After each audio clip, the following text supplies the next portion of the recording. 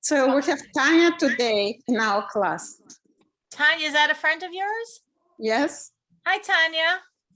It's so nice to, I don't know if you want to show your face, but I so appreciate seeing everyone's faces. So a friend of Chava's is a friend of all of ours. So you're already a built-in friend. So thank you so much for joining. And I'm sorry I'm late. As I said, I was sort of giving an apology, a semi-apology statement that I was just, I put my daughter first. And I said, I just didn't want to run off on her birthday. So let's make our blessing. We start with our blessing, and then we have a question from Rivka, and then we're going to do our class. Baruch. Baruch. Adonai. Adonai. Eloheinu. Eloheinu. Melech. Melech. Olam. Olam. Asher. Asher. Bachar. Bahar. Menu. Menu. Mikol. Michal. Amin. Amen.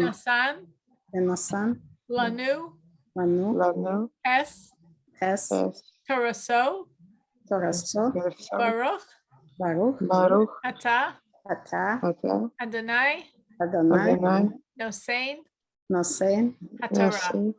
HaTorah. Shema. Yisrael. Adonai. Eloheinu. Adonai. Echad. So Tanya, Chava has brought many lovely women to this class. So thank you for being part of that wonderful group. Rivka raised a question. We said we can begin this class with anybody's questions. Anyone can feel free to ask questions. So Rivka asked a question. So her question was that if someone ate a dairy product that was kosher, but not the additional standard that we call Chalav Yisrael, is that something they have to repent for? So the question really is in terms of what that person took on themselves. Meaning if a person never accepted the concept of Chalav Yisrael, and they feel what they're doing is perfectly correct by keeping kosher, but not Chalav Yisrael, then it wouldn't be something in their ballpark of repentance. But if someone is careful on Chalav Yisrael and does make sure that their dairy is Chalav Yisrael, which is very admirable and correct, and I highly encourage everyone to do that. As I've probably mentioned many times in the class, Chalav Yisrael is very, very, very important. And according to Lubavitcher Rebbe, dairy products that are not Chalav Yisrael can create doubts in one's belief in God. So it's a very, very significant spiritual level to accept upon oneself. So if someone does accept upon themselves Chalav Yisrael, and then is realizing that they're actually not keeping it, then yes, it is definitely something they have to repent for. Rivka, did that answer the question, or did I miss a nuance in it? Totally. Yeah, it's totally. Okay, great. Thank you so Great. much. Sure, absolutely. It's very interesting. Someone maybe is be watching this tape of this, so she doesn't come on the class, but she watches the videos. And she said to me when she catches up on all the videos, she'll come to the class. But she caught a class where I think it was all questions. She's like, oh, that's what I want. That's the best class. So I'm like, listen, you can share your questions also. We're totally open. Whatever the questions are, we're totally open. So what we're doing today is nothing to do with what we've been doing before, but that's okay because we just finished our unit. So we're really going to start something because we the past 4 weeks focused on Hanukkah and it's over. So I'm going to share some thoughts based on an incident that happened to me when I was in New York. I was in New York. I mean, I came back and gave the class. So you did, I don't know if I necessarily said I was in New York, but I was in New York a few weeks ago. I was in New York for a weekend. I came in late Thursday night. I left Monday morning, make sure to be back for the class, of course. And when I was there Thursday night, someone noticed me, a former student of mine, who's maybe now in her 30s. And she sent me a message asking if she could meet with me. And I was like, sure, of course. And somehow my antenna, I think got a pretty sensitive antenna.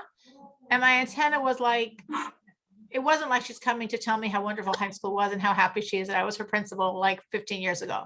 I understood it more. It was like going to be in the other direction. So which was good that I had that premonition. I had that intuition. God helped because I prepared myself to understand that she was going to say something and I had to be in the space to really receive it. And she did. And she told me something that happened when she was in high school that was very painful to her, and how she's carried that pain with her. I don't know, she's probably graduated high school like 15 some years ago. And thank God, because I was really focused and aware, I was able to work through it with her and really, really, thank God, help her to release all that pain that she was carrying in her heart for so many years. And of course, I felt horrible. I feel horrible for anyone to carry pain in their heart for 15 years. I feel horrible for someone to carry pain in their heart for 15 years because of me. And I was very grateful that she had the courage to come to me. And I was grateful that I was able to help her with that. And then I started thinking, I wonder how many other students of mine walk around with that feeling. It's a very scary thing being a teacher or in that type of profession, where any of those types of professions where, you know, the wrong comment or maybe even not the wrong comment, but someone's in a sensitive mood and you say something or gesture something or indicate something. I've had 2 other such incidences. I mean, I've taught many, many people, but who knows, where, you know, someone, what you said, what you did, how they interpreted it, and someone can walk around with a lot of pain for many years. And I was like, oh my gosh, I wonder how many other students of mine are walking around feeling like that. So I really decided I wanted to make this class. I'm doing it in honor of all my former students. If anyone has any pain in their heart, definitely pain in their heart, or definitely pain in their heart that has to do with me, God should help. As we're going to work through releasing pain, it should help all of them also to be out there in the air, and energy should come to them, and they should also be able to release their pain. So I wanted to share some ideas on how to release pain, talking about emotional pain, mental pain. I don't know that I'm going to be saying any innovative ideas that you don't know yourself, but sometimes it's always good to chew over what we know, because it sort of reminds us of the work that we need to do and helps us push a little more to do it. So a great way to release pain that someone caused you is to do what this student did to me, which took courage and bravery on her part, that she went to me and she spoke to me about it, obviously with a very focused goal. My role in that relationship was to apologize, which I did very, very sincerely. I mean, I meant it 1,000,000%. I felt horrible to know she was in this pain because of me. And that apology really was what she needed and really helped remove years and years of pain that she was carrying in her heart. It's an amazingly powerful thing. And I've definitely advised other people, you know, before this, to do this exact same thing. Again, you can't always do it. You might not have an ability to reach that person. They might not be a safe person and not a person you want to make yourself vulnerable to. But sometimes they are. Sometimes a person could be a nice person, but they still manage to hurt you very much. It could be a parent, it could be a sibling. Especially when we're young, we can be so vulnerable, and people that totally don't have a desire to hurt us can really hurt us very deeply. Nice people, a nice person could hurt, not meaning to hurt, but could still hurt. So if a person's safe and you have the ability to reach out to them, it's the best thing. Now, if conversely someone comes to you, just putting it out there from both ends, if someone ever comes to you to say, you know, yesterday or 20 years ago, you did this and this, and I've been carrying that pain, there are 2 things you're not allowed to do that are a knee-jerk human reaction. Okay? You cannot defend yourself and you cannot deny it. Never do that. If anyone ever comes to you, because they're so vulnerable and they're being so brave to share with you their hurt that you were part of, the worst thing to do is defend yourself. And that's our knee-jerk reaction, to defend ourselves. The worst thing to do is deny it. Oh, you misunderstood. You remember what you did to me. Put it in perspective.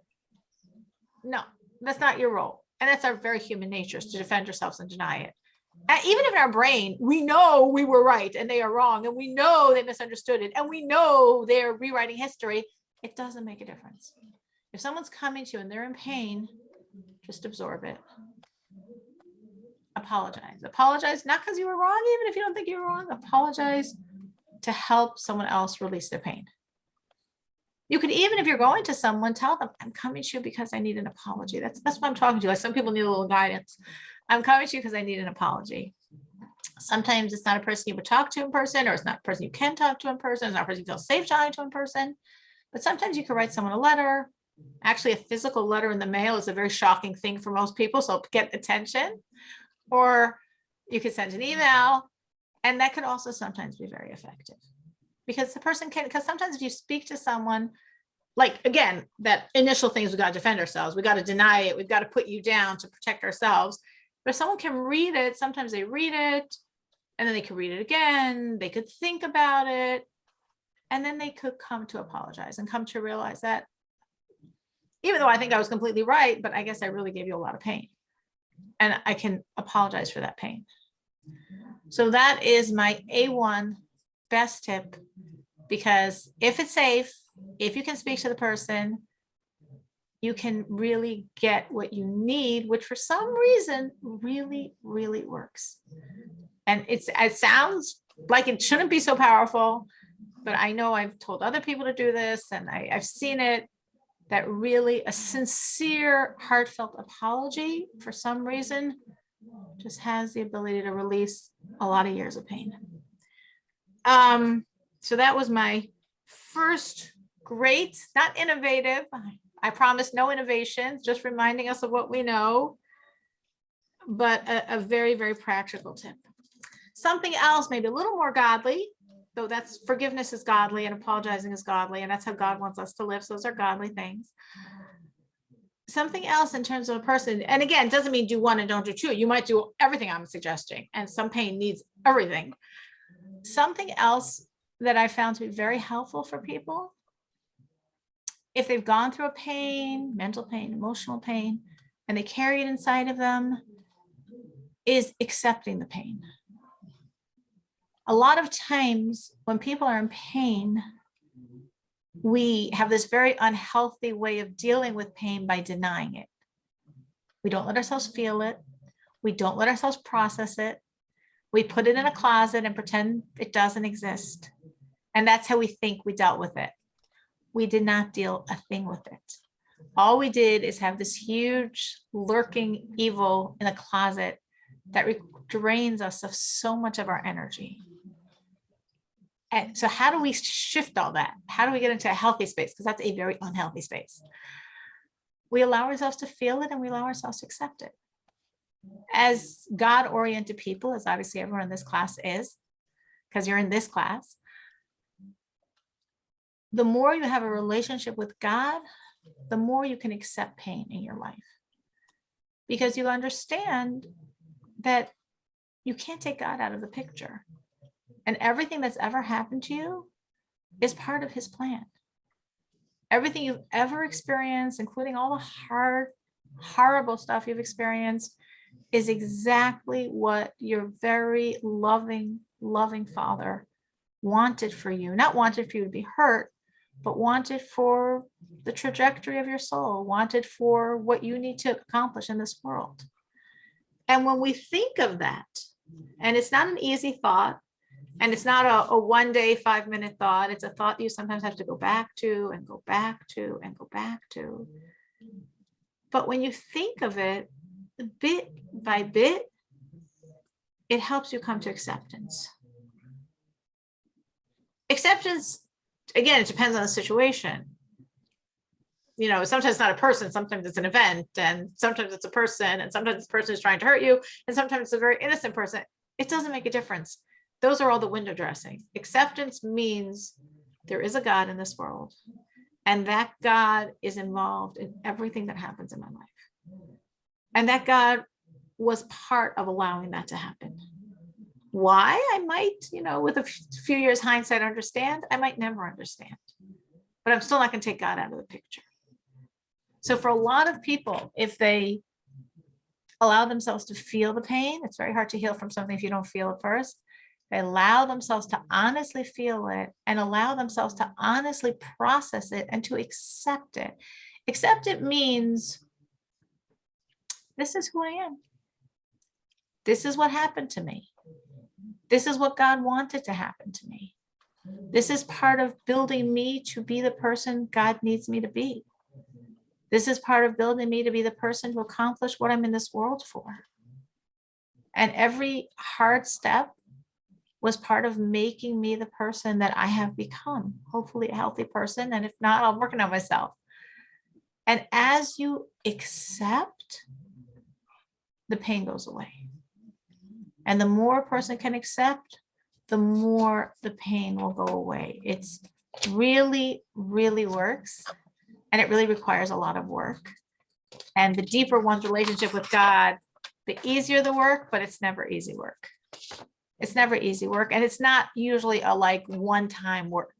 You usually have to come back to it and come back and come back. And each time you can have a deeper and a deeper and a deeper acceptance that this was what was supposed to happen to me because it happened. This is what God wanted to happen to me because he allowed it to happen. And I accept that this is part of what I'm supposed to be. This is part of my history. This is part of me making me the person that I am.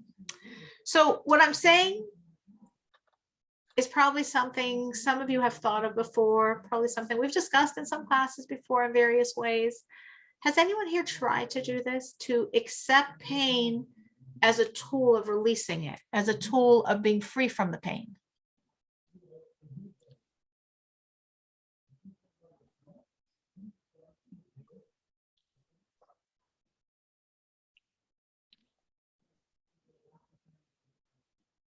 So maybe none of you have, maybe we've never mentioned it before. Maybe nobody wants to talk about it, which is fine too. But I was just curious if people have tried it and if they've seen that it worked. Maybe we didn't. Okay, I will just speak for myself. Maybe I didn't put it in those terms, right? Maybe I think about it like I learned to live with it. Maybe I didn't call it pain. Maybe I didn't know, like, you know, maybe what you're talking about. Pain is something that considered to be temporary, and you always want to fight and get rid of this. But maybe if I call it something different, then it's easier to accept. So that's why maybe when you ask like accepting pain, it's sounds a little foreign because maybe different definition. So I don't know if I'm saying to accept pain. What I mean is I don't want you to have pain. I want the pain released. I mean to accept the situations that happened in your life that have caused you pain or are currently causing you pain or are currently creating a situation of you shoving a lot of stuff in the closet to not deal with it. Because if you dealt with it, it would be very painful. And accepting those things that happened or are happening in your life. And how can we accept them? Well, you just fatalistically say it happened, so it's part of me, so this is who I am. Or you could do it on a much higher level and bring in God and say, whatever I've gone through is exactly what God wanted me to go through. Whatever I've gone through is part of his script for me. And he knows exactly what I need in this world. And it might not seem so kind and loving and the road I would script for someone, but then I'm not God. I don't understand. I don't understand anyone else's life. I barely understand my own. But I can accept that it's him. And this is part of what I need to have in my arsenal because I went through it. And if that's like too high a level, I'm gonna take a question, Rachel, or comment. I just want to, maybe that's like raising it like way too high the bar. So maybe a simpler, easier version of that is just to say, I'm not going to deny it happened. I'm going to accept it happened. Because we can waste a lot of energy like trying to deny parts of ourselves. Like let's say, just a unfortunately common example, let's say someone had a very unhappy childhood. And they just try to deny that part of themselves. They don't want to deal with that part of themselves. They don't want to look at that part of themselves, and they just pretend it didn't happen, but it did. And again, if you want to say for good or for bad, it's part of them. It's part of who they are. So when you can embrace and accept pieces of yourself, you don't have to fight to pretend something doesn't exist that does exist. That's another piece of accepting. Rachel? I'm not sure if you mean that, but let's say I had a situation where I didn't like something that was happening. And it bothered me, it caused me some pain. So I tried, because I heard about that, I tried to look at it like, okay, if God sent it to me, I have to learn a lesson from here. So I was trying to see what I can change in myself, assuming that this situation is for me to grow. Yeah, that's definitely an example of what I'm saying. Did it help when you looked at it that way? To some extent, yeah. The time also helps. Time helps. For some things, time helps. Some things time doesn't help. But time in this case helped, plus your attitude helped. Yeah. So the combination of the two helped. Good, thank God. Yeah, Yes, that's a perfect example of what I'm saying. That's one of the many, many, many different applications of what I'm saying. Is definitely, so what Rachel's saying is, she said, and we've definitely discussed this in the class, that everything that I'm exposed to is a lesson for me in my own life. So why am I being exposed to this? And what lesson can I learn? And how can I grow from it instead of just being stuck in it? That's definitely 100% one of the many versions of the word acceptance. And yeah, that works. And I'm glad it helped, plus time, which I'm glad time helped. And that's good. Yes, absolutely. 100%. Did anyone ever try to do this and it didn't help?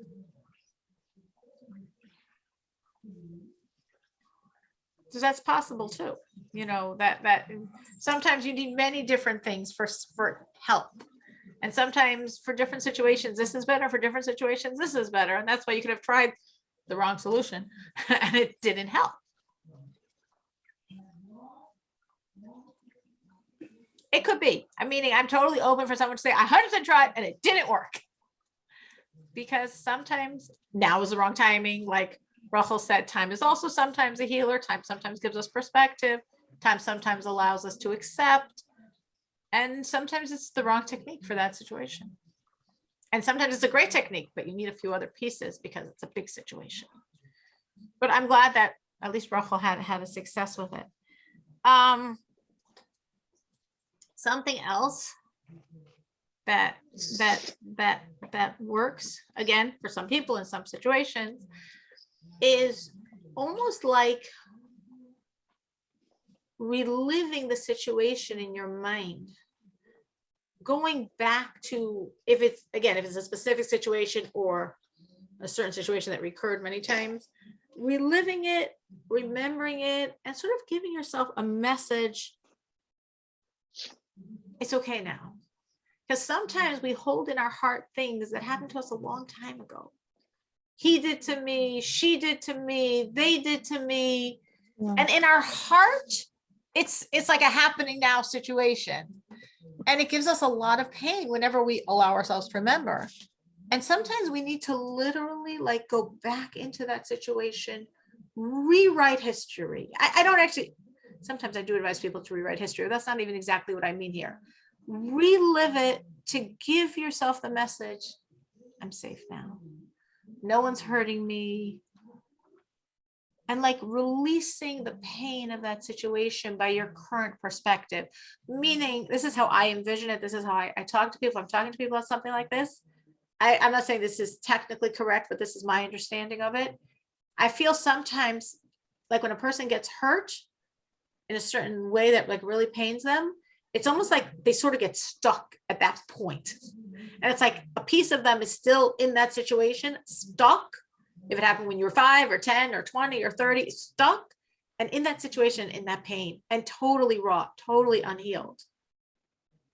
And sometimes you literally have to talk to that part of yourself. You literally have to go back into the situation and you literally have to say, I'm safe. Nobody's hurting us, you and the stuck piece of yourself. Nobody's hurting us. We're completely safe. Again, it definitely helps to bring God in. and understand he's with us, he's protecting us. Maybe I didn't know that then, so I felt so vulnerable. I felt so unprotected, but I know God's with me now. I know I'm safe. We're safe. And like really talk yourself through the situation to really bring yourself to accept that you're okay. Like sometimes you really inside of ourselves feel not okay about things that happened a long time ago, but in our heart, they're happening now. And we need to literally consciously like talk to ourselves, talk it out of our system and release it.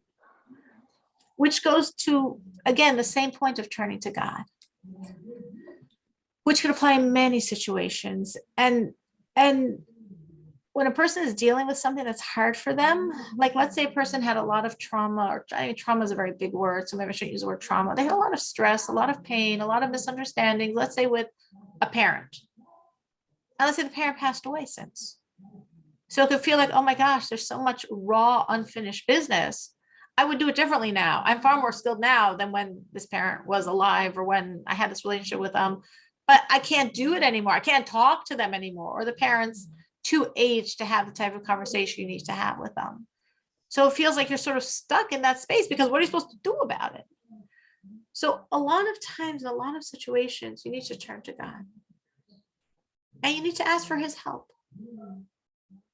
You need to ask him just in general, especially someone that has a sensitivity in this area. I need to feel you in my life. I need to feel I'm with you. I need to feel I'm strong. I need to feel I'm safe. I need to feel I'm not being hurt. And the more you can internalize this, you are not alone. God is with you. God is protecting you. God always was with you. Always was protecting you. But you didn't realize. You were young. You didn't know. Now you're old. Now you know. God is with you. God is protecting you. God always was and is and will be there for you. And sometimes when you're turning to him, you're saying, God, I know you're with me, but I don't feel it. Intellectually, I know you're with me, but emotionally, I feel a wreck. Intellectually, I know you're watching me, but emotionally, I feel all alone and vulnerable and not protected and not taken care of, very bashed. And you're turning to God and saying, I need to feel you. You're here, but I don't feel you. I need to feel you. I need to know you're with me and taking care of me and protecting me. And I need to know I'm not alone. And it is you sometimes need to have a few of these dialogues with God till you feel the response, till you really, really feel that you're not alone because he's with you. And you're not vulnerable because he's protecting you. You're not insecure because he's there for you. There's no greater strength every one of us can tap into than our relationship with God. And it's a very, very, very personalized relationship. I take up all of God's time. I talk to him all day long. And hopefully so do each one of you. And he's there for each one of us, exactly to the degree that we're going to open ourselves up to him, exactly to the degree that we're going to pull and draw on his strength. Meaning you could be like, okay, well, I believe in God and I'm going to light candles Friday night.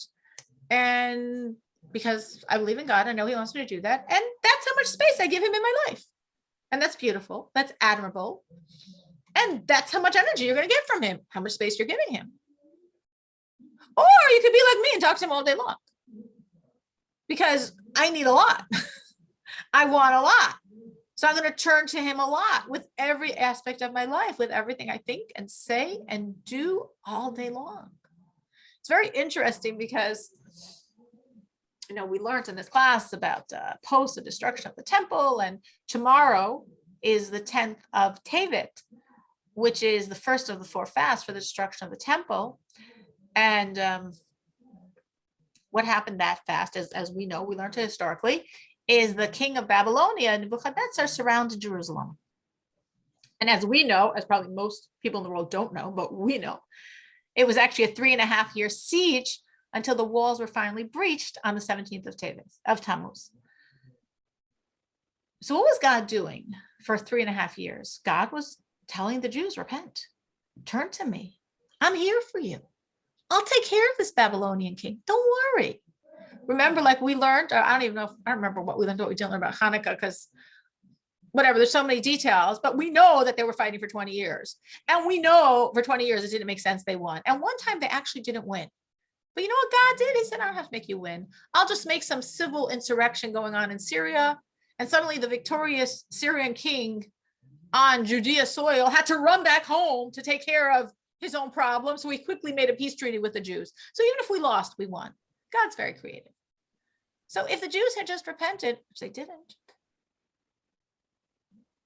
for some reason or another, Babylonia would have left us and we'd have been fine. Why didn't they repent? Because they couldn't even envision that God would actually ever destroy the temple, kick the Jews out of Israel, put us in this thing called exile. It was impossible. Because they're like, how could it be Jews without a temple? How can it be Jews now living in Israel? Biblically, there are 613 commandments. Nowadays, because we don't have a temple and we don't live in Israel, we can only do about 360 of the commandments. And I mean, of the 360, it's more like 270. But like officially, let's say about 369, I believe. Meaning almost half, 0.6. 40% of the commandments we have no ability to do. We're not in Israel. We don't have a temple. Can't do them. So it's amazing that even though there's so much of Judaism we can't do, we can be busy with God all day long. But we can. And the more we are, the more we open ourselves up to God, the more he's there for us. So it's like, God, I'm willing to give you this much space. God said, thanks.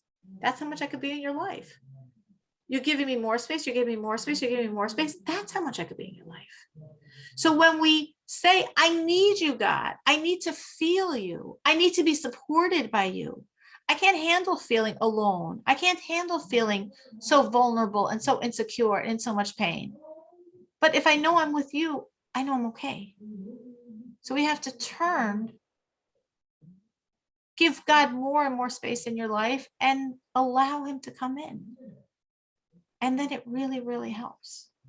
Has anyone here ever tried to do something along these lines and seen that it actually has helped? Open up themselves to God. Say, God, I need to feel you. I need to know I'm not alone. I need to know I'm protected. I need to know I'm supported. I need to know I'm taken care of.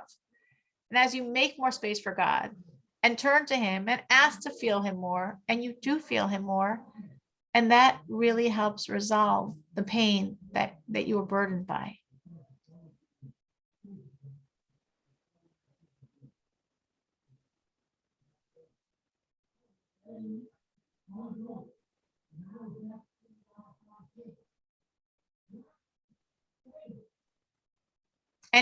Anyone try turning to God for help? All the time. All the time. What do you see happens when you turn? Sometimes we feel help, sometimes we're waiting for help. Sometimes you feel it and sometimes you don't feel it. Most of the time. Most of the time you feel and most of the time you don't feel. When you turn to him, more times you feel like, okay, you feel his presence, you feel you're okay, Yeah. you feel you're safe. Yeah. And sometimes you don't. Do you see any I difference? just don't pay attention. Do you see any difference in the situations why sometimes it seems to help more than other times? It just thinking that I do, but I don't remember right now something particular. But yeah. Sometimes I'm asking God for help. Sometimes I'm praying. Even back before, when just I wanted some help and please help me. So what should I do? Just give me a sign. I remember you said that in Russia, you also had an awareness of God and you went to the synagogue. Yeah. I remember you telling us that story. Yeah. That was very, very, very powerful. I remember that. Maybe you're just a natural intuitive soul. So you don't need to be taught. You just get, some of us just get it on our own. It's very true. And honestly, some people have an easier time feeling God. I do think it's very much based on a soul orientation. I think some people can be very religious, do lots of good things, good people, and they're not very spiritually sensitive. So they don't feel God as much, even though they're really a very good person and they really believe in him completely. And some people just more naturally feel. I don't know how to put it. They just more naturally feel. And it's easier for them to like turn and feel the response. Turn to God and feel like I'm not alone. I'm safe. I'm being taken care of. And I'm glad you had that awareness even before you had an awareness to know to turn. Anyone else? Anyone else has done that and seen that it helped?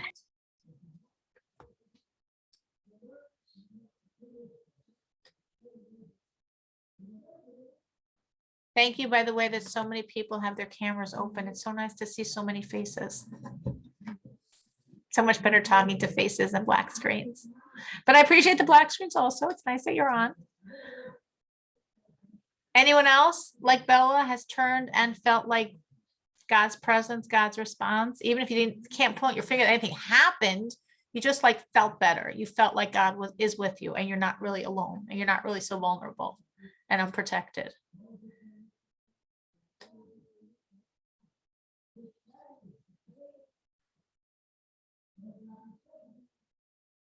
Try it. It's worth trying. He really wants to be there for you. He really does. And again, the more space you make in your life, the more you open yourself up, the more you harass him all day long, the more you give him room to be there and to be experienced and to be felt and for you to feel the difference. Something else that I definitely know we've spoken about from a different angle, but is a great tool for releasing pain and is a very godly thing that definitely God wants you to do, is forgiveness. Forgiveness is a very, very powerful tool for releasing pain. And as we've spoken, forgiveness does not necessarily mean that it's okay what the other person did. It could be it's very not okay what the other person did. They might have done wrong, they might have acted wrong, they might have spoken wrong, they might have emoted wrong. People can do lots of bad things, lots of wrong things, but you can forgive someone who's wrong. Forgiveness could be, in this situation, a sense of, I need to move on. I need to release the pain. And until I truly forgive, I'm carrying it. Until I forgive, I carry the pain with me. So forgiveness is a tool for me. It's a tool for me to release the pain I'm carrying. Now, how do you forgive someone who was wrong and hurt you? To me, what I think to say is, he or she or they were doing the best they could with the tools they had. They happen to have horrible tools. He or she or they never got what they needed, so they were never able to give me what I needed. But I can forgive them for that. If you know the person, I mean, don't make it up. You don't make up a dramatic story to make it easier for yourself. But if you know, the person could have been a victim, their own victim of trauma, of abuse, of generational patterns.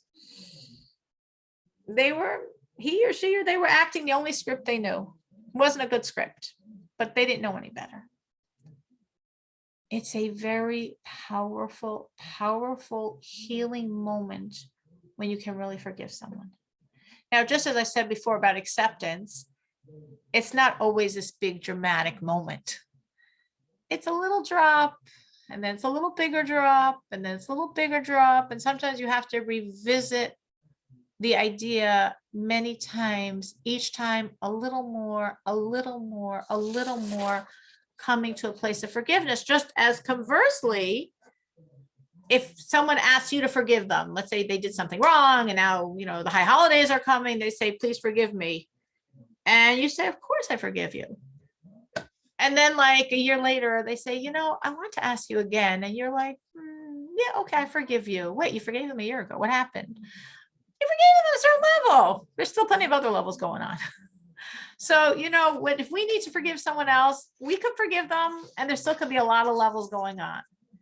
And it's the same thing when we're forgiving someone. We could forgive them again. It's not that they're asking. They're totally unaware of it. I'm not telling them this. It doesn't have to be that I go tell them I forgive you. I'm telling my heart I forgive them. And I might have to tell it many, many, many times. But if you can really forgive, you release the pain. And if you can't forgive, you're still carrying the pain inside of you.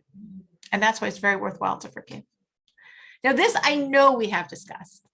So has anyone tried this and seen that it helped them? That if they forgave someone, they really saw it released their own pain?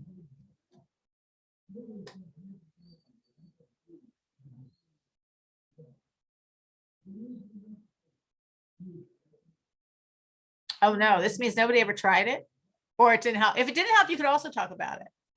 If you don't talk about it in either direction, that's scary, because that means no one ever tried it. And we've definitely spoken about this. Maybe it's hard to forgive, so people haven't tried it. Rachel. I definitely remember one occasion like that, I didn't like something that the person did or said. And I worked on that, and I thought, she's good. And I tried to find good things in her. And next time I saw her, I was fine. I was so happy with that, because I stopped feeling negative feelings toward her. So Rachel is sharing actually a very wise technique. And Rachel, I don't know if we mentioned her, she came to it on her own, but what she's saying is definitely a solid technique that you use to forgive people. What Yeah, Rachel said is, she said, that person's good. Meaning, when you look at someone and someone hurt you, it's like you're looking at a certain slice of that person. And that's an ugly slice. That's an unpleasant slice. That's a painful slice. But there are a lot of other parts. People are very complex. So even people that sincerely hurt us, and maybe even sincerely wanted to hurt us and tried to hurt us and succeeded in hurting us, that doesn't take away everything else about the person. It doesn't even take away everything about my relationship with the person. Rachel's saying she's good, meaning like that person's good in a vacuum, but not to her. Sometimes someone could be good to you in certain ways and painful to you in other ways. And sometimes, to put in perspective, it's like take a step back and try to focus on the other parts.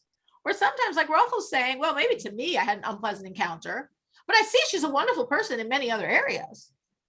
And when I can focus on that and see like the whole person or other parts of the person or good parts of the person, you are right. That is a very, very solid, proven technique to bring to forgiveness. I didn't works, come it up was with smart. it by myself. I didn't. I heard it in a lecture, and I was like, wow, such a good technique. It is. And it works. It was like a miracle for me. It absolutely works. And I spoke to many people on the topic of forgiveness, and some people on their own came to that. Some people with guidance come to that, and it really works. It sounds weird, because why should that work? Like, what does Rachel care if she's a good person? It doesn't take away the fact that she hurt her.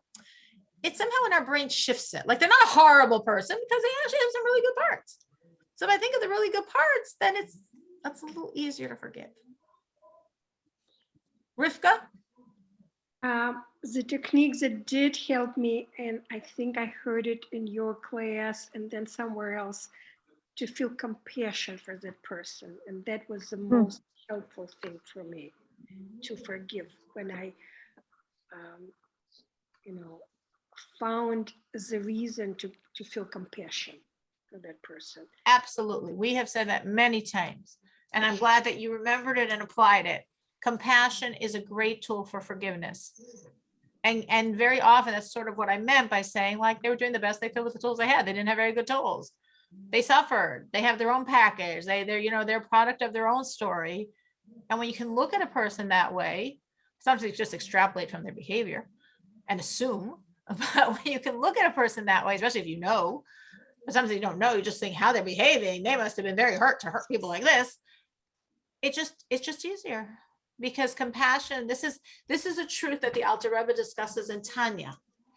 The Alter Rebbe explains in Tanya that we have two very powerful energies in ourselves. We have love, positive, warmth, energy, and we have, if I want to use the word, hatred or pain or fear, very negative energy. And the two don't coexist. So you're going to feel the love, or you're going to feel the fear for a person. You're going to feel the love, you're going to feel the anger, the pain, the hatred.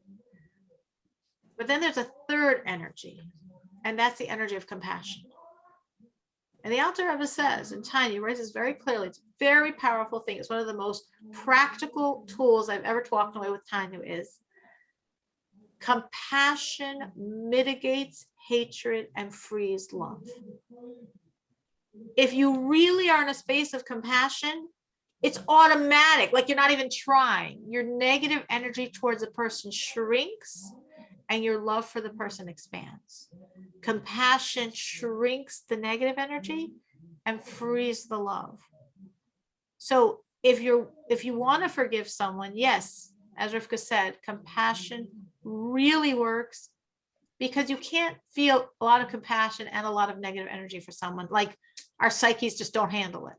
So if I'm really in a space of compassion, I'm not going to feel all that negative energy. I might feel some, but it will shrink, it will shrink, it will shrink, and my positive feelings will grow.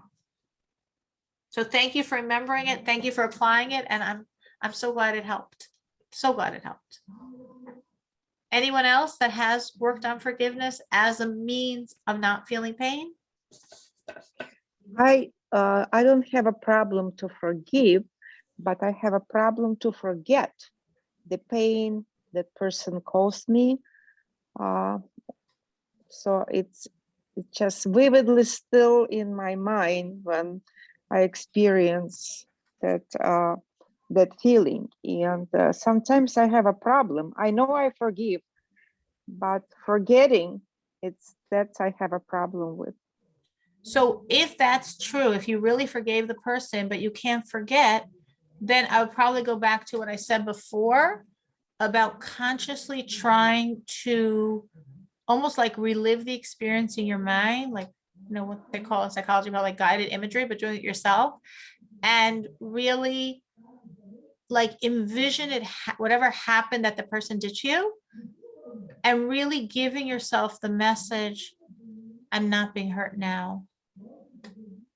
I'm not, again, you could sort of combine the two things I said, the message you tell yourself, and then bringing in the God factor, but you can even do one without the other. Each one works. And if you put it together, it might be more powerful. I'm just going to give it, for instance, to explain what I mean by that. Let's say when someone was 10 years old and this big dog attacked them. Okay. You know, maybe they got harmed, maybe they got bitten, maybe they just ran away and didn't, but it was a very traumatic thing. It happened once, you know, they had this happy childhood, they have, you know, everything's great in their life, but this was a very, very, very scary, scary, scary thing. And different things can trigger it. And then they're back in that space and they can have a complete panic attack. And they just feel so, you know, so much like they're in that space, and it hurts so much. It's so scary. It's terrifying. I just made up an example. I was never attacked by a dog. I'm just trying to give a very innocuous example of what I mean. I want to show you what I mean. What a person needs to do then is to literally, which is a little difficult sometimes because it's scary, it's to go back into that memory, to go back into what it feels like to be 10 years old and suddenly you see this huge black dog and jumping at you, and to consciously give yourself that message, because there's a piece inside of you that's 10 years old and still being attacked at this moment. I'm safe. No dog is hurting me. That dog is long gone. I know how to handle dogs.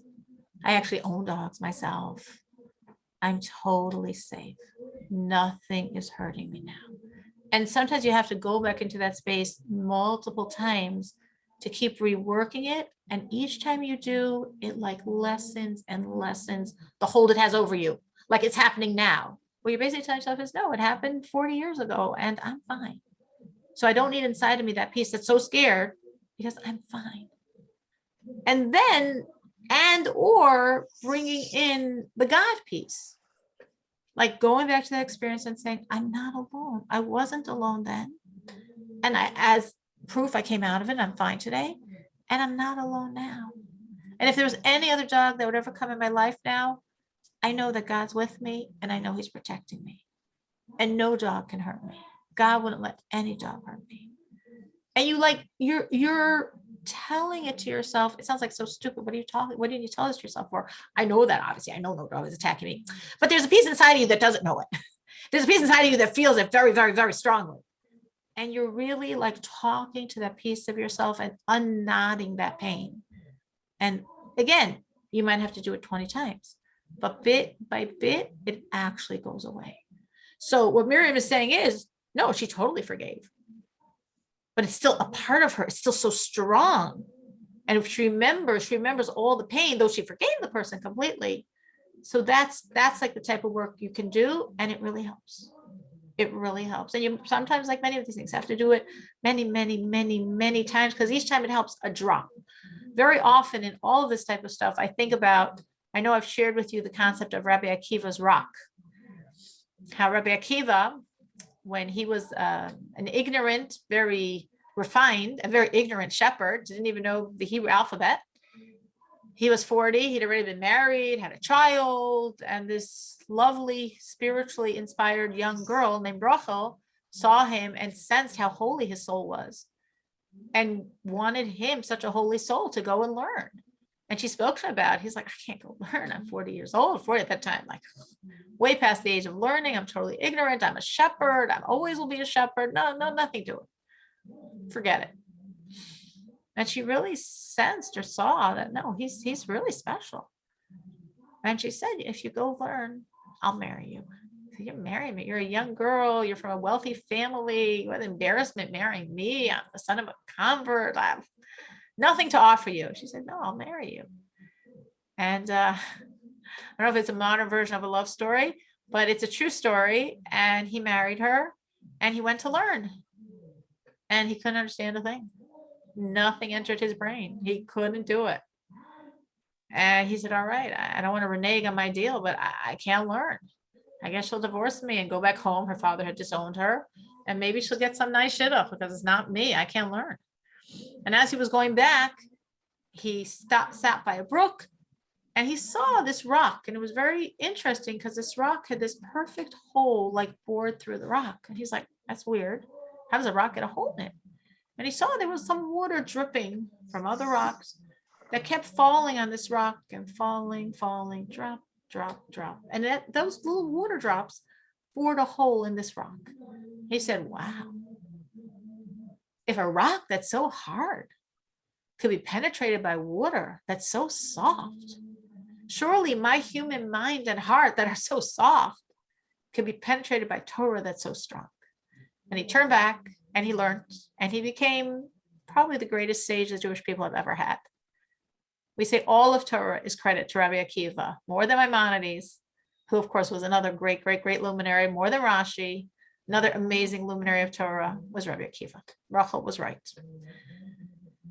And for some reason, that vision of that rock with that hole from those drops of water is something that, I don't know, always sticks in my heart in many situations. So I think this is one of them where you do something and it helps a little, and you do it again and it helps a little more, you do it again and it helps more, and you might have to do it many, many, many times.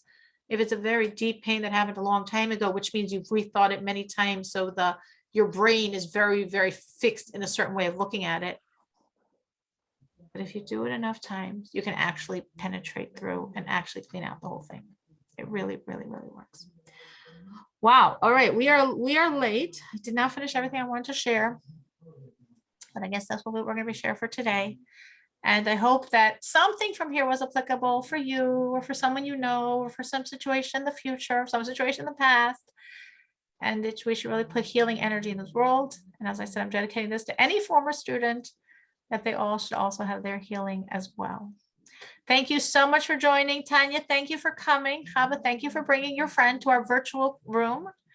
And I know Chava brings friends, and Manucha brings friends, and other people have brought friends. And that's always great. So keep bringing your friends. Have a wonderful week, feeling very strongly God's presence in our life. We're in the month of Tevis, which is officially supposed to be cold, though God was very kind today because it was really nice. But it's when we feel that cold, we're looking for warmth. And God says this is a month of we should feel God's warmth, our warmth to God and God's warmth to us. Thank you so much for joining. Have a wonderful week. Thank you. Thank you. Thank you.